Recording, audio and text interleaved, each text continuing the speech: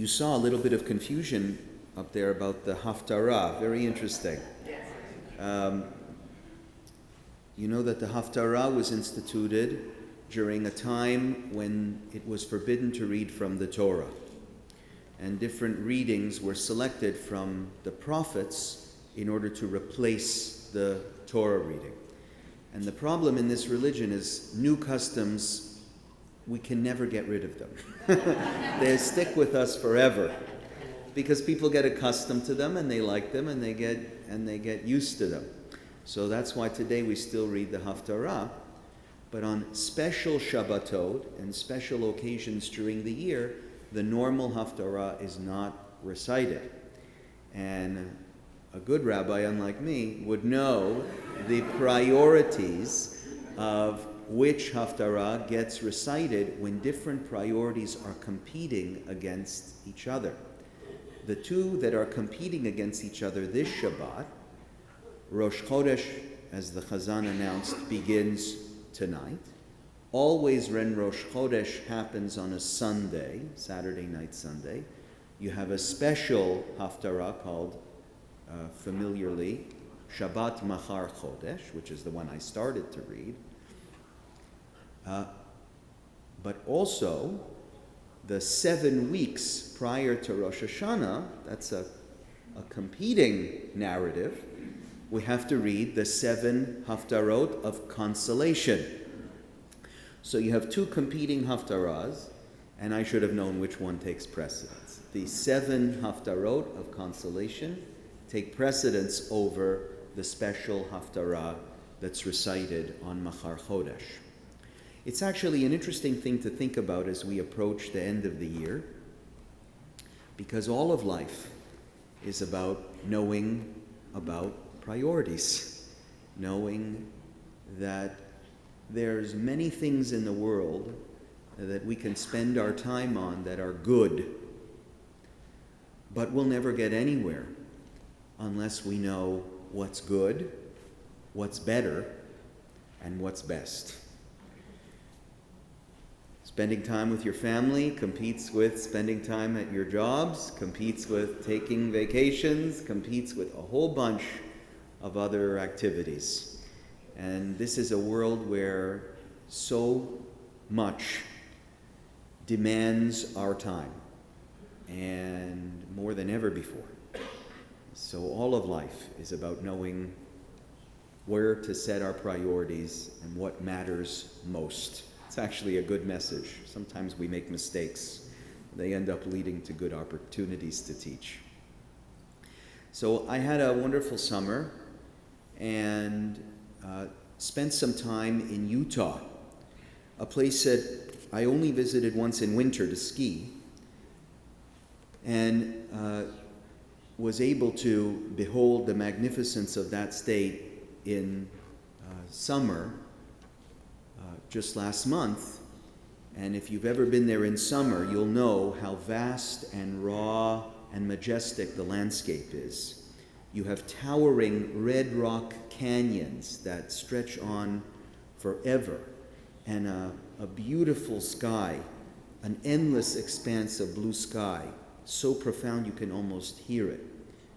So I was an invited guest when I went to Utah and had a busy schedule myself, but found one afternoon to spend some time hiking a trail in Cottonwood Canyon, which is in the outskirts of Salt Lake City. Someone recommended the trail with great enthusiasm, and it was a beautiful day and a beautiful hike.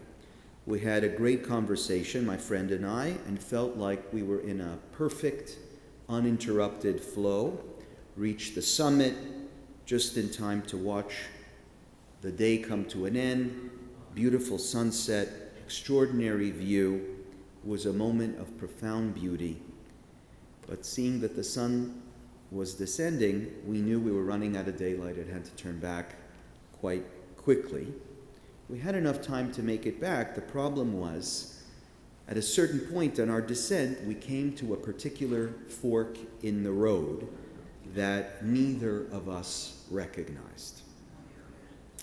So there's an app called All Trails for hikers. It's a very difficult app to use unless you pay, and we're both too cheap to pay for a subscription to the app, so we have to, there were advertisements that we had to listen to until we could finally see the map, which didn't really help us much. We looked at each other, my friend and I, after he tried and I tried to figure things out on this app. After downloading another app with 1 bar of service, it didn't help much, and we're panicked. We stood there for a moment and just decided, we've got to choose, the left or the right. Let's say a prayer. Not expecting divine revelation, but maybe a prayer to ask for God's help to make the right choice.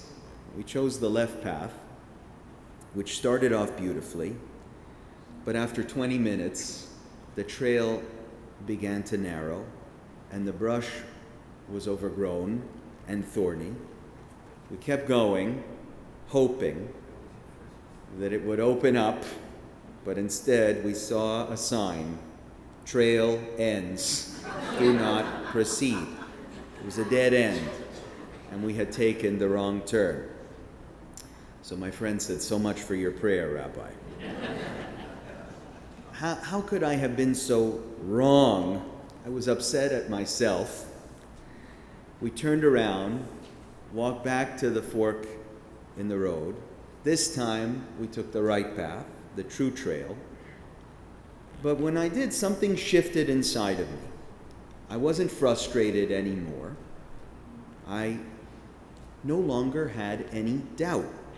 I knew with certainty that now I was on the right trail, and I could walk it with a sense of clarity, a clarity that only came because we were just truly lost. And I dare say, I could even appreciate the wrong turn because it came with the gift of absolute clarity. So that idea that even a wrong turn can be a good thing because it brings us closer to the right one is exactly what I want to talk about today. It's the way that sometimes in retrospect, the short, dead-end roads that we encounter in our lives can become blessings because they allow us to walk the right road in the end with full assurance. It's an idea that I would submit resonates deeply with the spirit of Rosh Chodesh Elul, the month that we're entering this evening. This is the month of preparation. This is the month where we begin the serious work of teshuvah, of returning. And it's a month that presupposes that all of us have taken wrong roads this year. Not just once, probably with frequency, probably recently. We are all like hikers in the canyon, trying to find our way back home before the sun sets on the year. Teshuvah is not possible unless there's been a deviation. It's predicated on the idea that we have strayed. This idea is also front and center in the Torah reading. In Parashat Re'eh, we have one of the most powerful and direct statements in the whole Torah. Moses tells the people, Re'eh, look, I have set before you today a blessing and a curse. A blessing if you obey, a curse if you do not obey. The word Re'eh is a command. It is a demand to be present and to choose consciously. And the way Moses formulates it, that you can see in front of you, blessing and curse, is so important. You can't appreciate the right path, the blessing, unless you can contrast it with the wrong path, with the curse. Light is understood because we know darkness. The right road is valued because we have walked or maybe seen the wrong one. Our lives are filled with forks in the road, with choices that lead either to blessing or to something else entirely. We spend so much energy trying to be perfect, to make the right choice, to never take the wrong path. But the wisdom of this season, and the wisdom, I think, of this Parsha, is that the real blessing is not to always make the right choice, to try and live a flawless life. The real blessing is the ability to see the right path after encountering the wrong one. Seeing the right path with conviction, with assurance. Sometimes an assurance that only comes of our missteps. This is why the Talmud teaches, in the place where a Baal Teshuvah, someone who returns, stands, even the completely righteous cannot stand. Those who have made mistakes, taken wrong roads, but returned, they are elevated way above the righteous in our tradition, because the returnee has known darkness. They've tasted the dead-end road. They were lost and had the courage to come back. That is not weakness. That's greatness.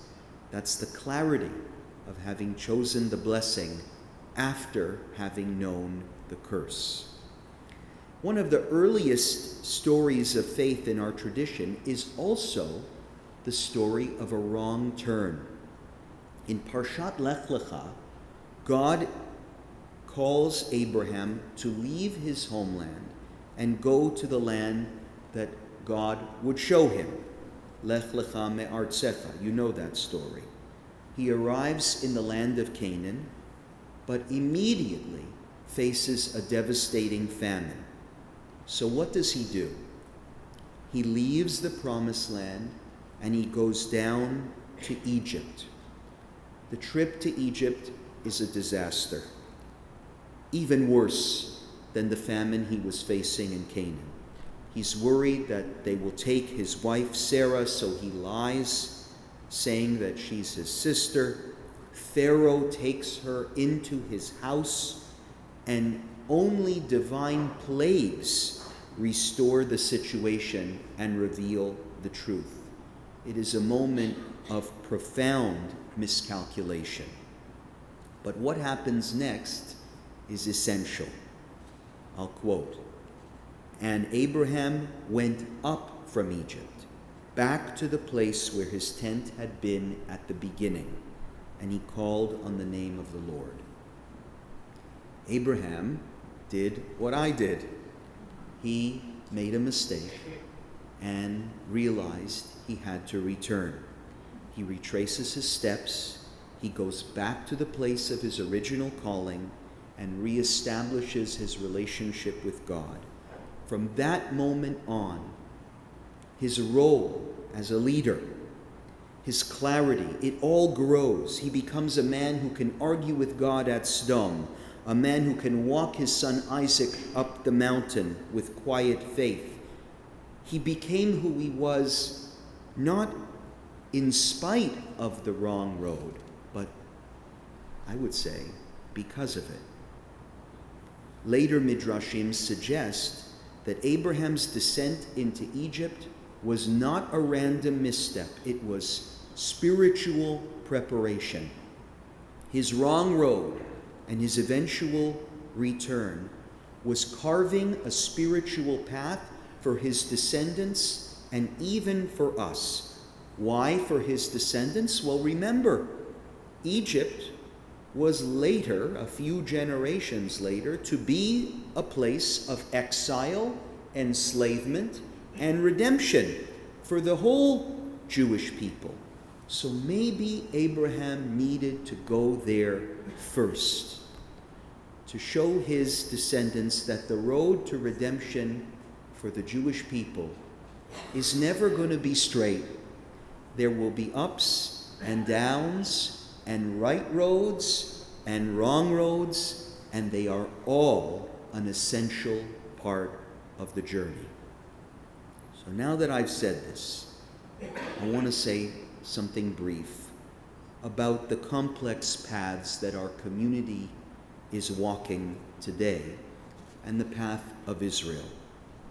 For these past 2 years, we have faced a deeply divided Israel, a nation wrestling with external threats, of course, but terrible internal threats at the same time, with seemingly impossible decisions and many, many forks in the road that its leaders must face. I hear so many people from all parts of the political spectrum speak about Israel with absolute certainty. This policy was a betrayal. This protest was disloyal. This prime minister is a disaster. Or the flip side, this military operation was necessary. This action was holy. This side is right, the other side is wrong. We speak like we can see the future, like we know the map. But we don't. We are all hikers at the fork in the trail. Sometimes we don't know what the right road is until we have walked the wrong one. Sometimes clarity only comes through error. That road to redemption will never be straight. This remarkable, fragile, sacred project, the rebirth of the Jewish homeland, is going to stumble, is going to fall, is going to stray, but it is still holy. It is still led by the divine Spirit that called Abraham. It will figure out the right way. I would submit that the wrong roads are part of Israel's story, just like they are part of our story. That does not mean we can't criticize. I'm just saying, perhaps we can criticize with a little more humility, not with certainty. Perhaps criticize with a little more love, not with superiority, with the awareness that we are all, individually and collectively, walking our way back to the place where we are meant to be. You know, the Jewish people have always walked with a limp. We are named for Jacob, Israel, who wrestled with an angel and for the rest of his life walked with a limp. I think this is a profound and beautiful idea. We are a people of struggle, of missteps, of wrong turns, wounded, but always trying to find our way back home. I think this is the season to lean into that identity, not to mask our failures, but to embrace the gift of being works in progress, the gift of knowing that we can still become. The hikers in Utah, Abraham in Egypt, Jacob wrestling with an angel, our people in the wilderness, all of our journeys are filled with detours and forks in the road. But the wisdom of this season and the blessing of every wrong turn is not about the mistake itself. It is about the gift of clarity we receive when we choose to change and return. The month of Elul is a time to embrace our stumbles, to find the sacred courage to turn around, and to walk forward with a renewed sense of purpose. We are not defined by our detours, but by our willingness to find our way back home. And so may we find blessing in every road we walk, and may the one who guides our paths hear our prayers, welcome us home again and again, and inscribe all of us this coming year in the book of life. Shabbat Shalom and Chodesh Tov.